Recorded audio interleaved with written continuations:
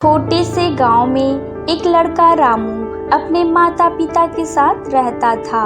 रामू का स्वभाव बहुत अच्छा था और वह हमेशा ईमानदार रहने की कोशिश करता था।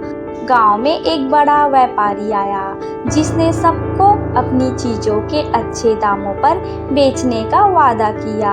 रामू के पिता ने भी व्यापारी से कुछ सामान खरीदने का सोचा।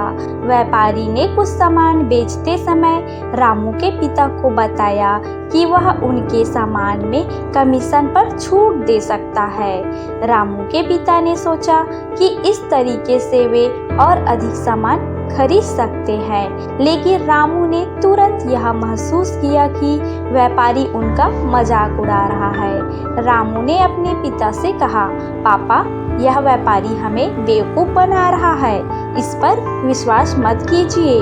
रामू के पिता ने सोचा कि उनका बेटा शायद गलत नहीं है, लेकिन व्यापारी को कुछ कहने की बजाय वे चुप रहे।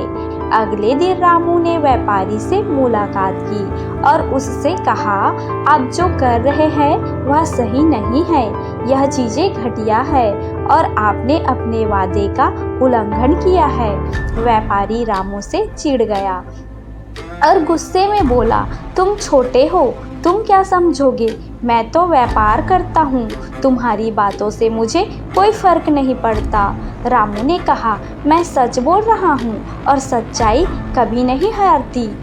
इसके बाद रामू ने गांव के सरपंच से व्यापारी के बारे में शिकायत की। सरपंच ने व्यापारी से सबूत मांगे और जल्द ही व्यापारी को सजा मिल गई।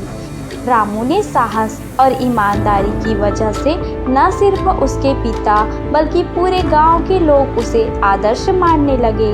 व्यापारी को अपने गलत काम का पछतावा हुआ और उसने निर्णय लिया कि वह कभी भी किसी को धोखा नहीं देगा।